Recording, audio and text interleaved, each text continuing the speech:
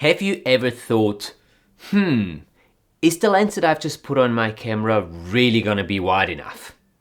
Well, with the Laowa 10mm f2.8, this question really shouldn't matter anymore. How this lens performs underwater, whether or not I was happy with its performance when paired with my RED Komodo rig, which is back there on the shelf, and what I like and dislike about this lens, that's what we're gonna be looking at in today's video, right after the intro.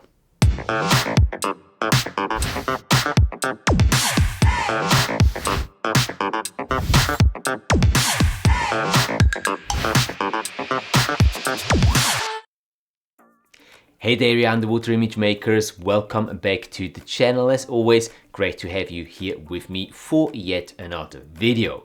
If you're new here, my name is Matthias, I'm an underwater cinematographer and content creator, and here on this channel I basically share tips, tricks and techniques how you can improve your underwater imaging skills. I also do gear reviews on anything connected to underwater videography and photography, and I take you along on some of my underwater adventures that take me to exotic destinations when I'm out there shooting for clients. If that's of any interest to you, then please do hit that subscribe button and the notification bell so you're not missing out on any future content that is coming out here on the channel regularly. Now let's get back to today's video, which is going to be a review of the Laowa 10mm lens. The video is going to be structured in a way that we're going to be looking at the features first of all, and then we'll look at some pros and cons that I've encountered while using this lens. Now, I bought this lens only a couple of months ago and I tested it out here in the Lake of Zurich before going on a project, and I was quite happy with the results that I was getting in the Lake of Zurich. I specifically bought this lens because I wanted something that I can use to shoot some close focus wide angle shots. And the lens that I'm normally using is this one here.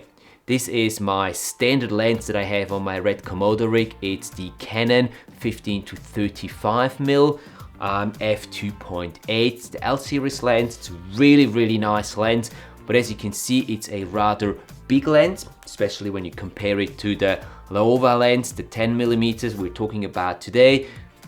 They are quite different in size and also in weight. Now, I'm not trying to replace the Canon lens with the Laowa lens, by no means.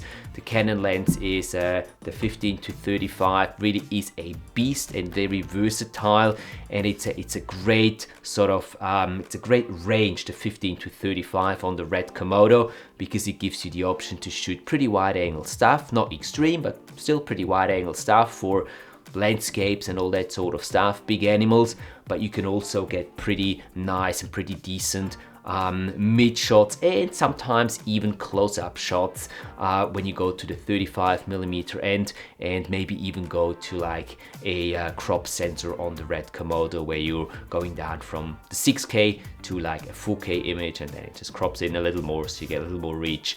So you can get some close-up shots that way as well. But yeah, I really just wanted a lens that gives me a little more width. I wanted to be able to shoot a little wider for those really impressive wide angle scenes and landscape scenes. And as I said, the close focus wide angle kind of theme really started to interest me, and I wanted to get a little more into that. So this seemed to be like the perfect lens for that. And it actually turned out to be a really good choice. As we go through this, I will always here and there show you some B-roll footage that I've taken with that lens. So, looking at the specs, as I said, it's a 10mm focal range and it is a full frame lens. So meaning that if you put that on a cropped sensor, like the 35mm sensor of my RED Komodo, it is gonna be more something like 14-15mm maybe. So it's gonna be a little bit different. It's not gonna be your full 10mm range, but that's okay. That's still more than obviously what I get on the actual full frame 15-35mm of the Canon L series lens. It's a f2.8 aperture, which means it's a pretty fast lens, lets a lot of light in. That wasn't really very critical for me when choosing this lens, simply because when I shoot wide angle underwater, I usually will close down the aperture somewhere to around, well, at least f8, maybe even f11, f14, depending on the brightness of the surroundings. And I also want to usually get just more of the scene in focus. I don't really want to have a very shallow depth of field. I do want to get more of that entire scene in focus, so I tend to close that aperture a little more. But nevertheless, it's nice to have that f2.8 just in case you want to use it for anything else. It means that it is very light sensitive and works well in low light situations. Something that these Laowa lenses have is a so-called 0D technology. Now, 0D basically means that you will not see much, if any, distortion on the edges. And that's quite special with such a wide lens. Usually, if you're going to wide lenses, the edges will tend to get a little distorted and blurry. And that's just because of the optics. That's just the way they work. Usually that's the case. But with what Laowa has done with these lenses here, the 0D technology that they've implemented works really well. I don't really know how they're doing it, but it works very well. And especially if you're filming something like, let's say, wrecks or straight lines, you will very clearly see that the distortion is absolutely minimal. In most of the shots, I wasn't even able to tell that there was any distortion in the corners whatsoever. So that's really nice to have. Now we have a minimal focusing distance on the 10mm Laowa of only 12 centimeters, which is absolutely fantastic, meaning that you can get really close to your object that you're filming and you will still be able to focus on that object. That is quite important, in my opinion, if you're using wide lenses, because having such a wide lens, you will need to get fairly close to your object if you want to have that prominently in your frame. And if you want to do the close focus, wide angle kind of shot, you need to get fairly close so that your object is actually fairly prominent in the shot, and then you get the whole surroundings in there as well.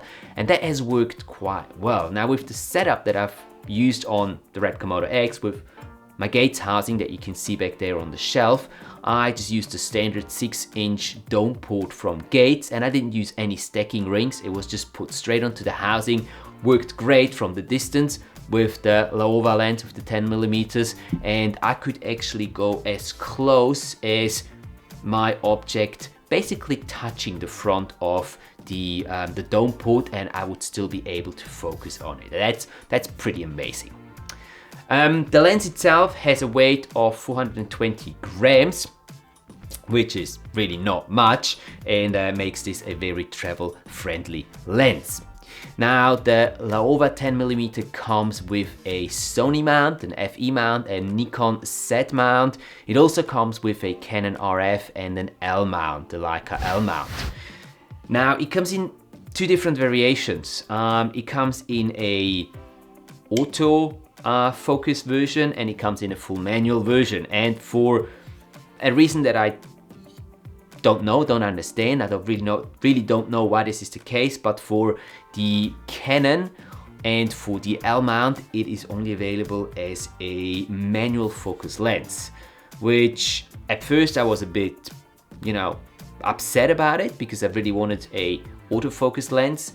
Now that the RED Komodo actually does have a decently working autofocus, in my opinion, with the upgrades, the firmware upgrades that we've seen over the past couple of months or year and a half maybe. So I really wanted to have that autofocus, but they don't make it for the RF mount, for the RF mount. So I can't tell you why that's the case, why they're doing it for the Nikon and the Sony mounts, but not for the RF and the L mount, the Leica mount. Well, it is what it is. I actually decided to go for the manual focus version, and I have to say that didn't have any issues with it. Especially if you do close the aperture to f8 or higher, you're gonna have enough depth in your focus or in the area that the camera is focusing on, that it shouldn't really be much of a problem, and you'll still be able to get decent focusing performance manually and get your subject in focus, especially with all the focusing tools that you get on a system like the RED Komodo and the Gates combination. It's pretty easy to nail focus there, so I didn't really have much trouble with that whatsoever. Let's next talk about the use cases that I see this lens being used in most commonly. And this is just my personal opinion.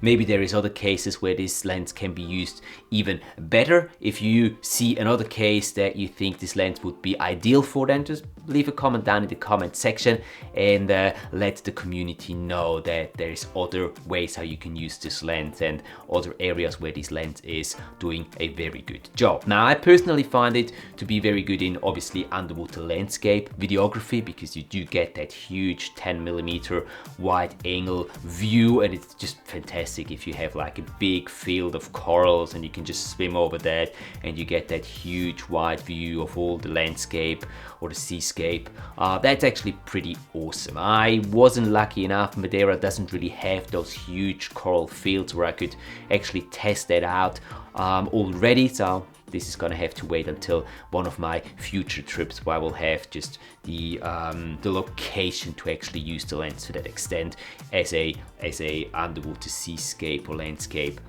capturing lens.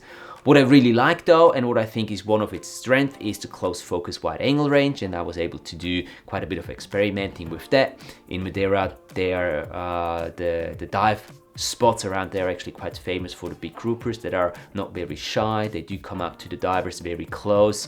They're very curious, friendly. They come up like right into your face, and I had a couple of occasions where I had the grouper very, very close to me, and I was actually able to kind of stick the dome port right into its face and onto its mouth, and it wasn't moving anywhere, but I was still able to, you know, get the whole grouper in the image and the surroundings a little bit, and everything was nice and sharp, and it just looked really, really nice. And that's kind of where I see this lens shine quite a bit in situations like that. Big animals kind of goes into the same direction. If you want to shoot big animals, I think that this lens is absolute stunning and an absolute expert in that kind of field. And then also, and this is something that I figured out and learned in the Lake of Zurich here, if you have low vis, this lens is actually really useful and helpful, because if you have low visibility, you can get just much closer to your object without losing it out of the frame. You can still get the entire object in the frame and minimize the amount of water in between you and your object, which in the end effect is gonna clear up your image and help you get better colors, better structure, just a nicer image that way. So it can also be useful for that. Now, if we look at the pros and the cons of this lens, then on the pro side, I definitely need to say that this is a extremely compact lens. Now, again, if you compare it to something like the 15 to 35 millimeters, it's just like, it looks like a little toy, but a toy that's very capable of producing really nice imagery. It's nice and sharp, like really all the way through to the edges. As I said before, the typical distortion and blurriness that you can oftentimes see on very wide lenses, just not there with this lens, which is really nice. And then obviously it is just really, really wide, giving you that incredible wide look, specifically good for, as I said, landscape, but also for like wreck videography. If you want to take shots of a wreck, this can be a really, really suitable lens for that as well. On the con side, I don't really know what to say. I was thinking a lot about what cons this lens has, and other than it actually being a manual focusing lens, which I just, you know, it's not a deal breaker, it's not something really bad, but it's kind of the only thing that came to mind for me personally that made it onto the con side. And then again, this also only applies if you're using a RF or a L-mount system. If you're on a Nikon set or a Sony FE system, then this is not applicable to you, because you're going to be able to get a autofocus lens. And I haven't tried them myself, but I've seen other reviews on YouTube here of people that were trying the 10mm Laowa with the autofocus system. I think it was on a Sony system, and they were stating that the autofocus works flawlessly, just like with native Sony glass, and therefore, yeah, so it's just something that you need to be aware of if you're on an RF or an L-mount system, that it's going to be manual focus only. but it works. You know, you can make it work. It's not a big thing, and it's, again, it's not something where you want to have very shallow field of view. You're going to be having your aperture closed down, so it should be fairly easy to nail focus pretty well on those wide angle shots. And then the other thing on the con side that may need to be added here is the price point. Now, this lens will cost you around $800 US, which is not extremely expensive, of course, but it's not a very cheap lens either. There is cheaper options out there, but there definitely isn't any lens that is cheaper priced but has the same sort of features as the Laowa 10mm lens. So I think it's a fair price. Definitely not a cheap price for a lens, but it's a fair price, but maybe something that if you're on a tighter budget, it might be out of reach for you just because of that $800 price tag.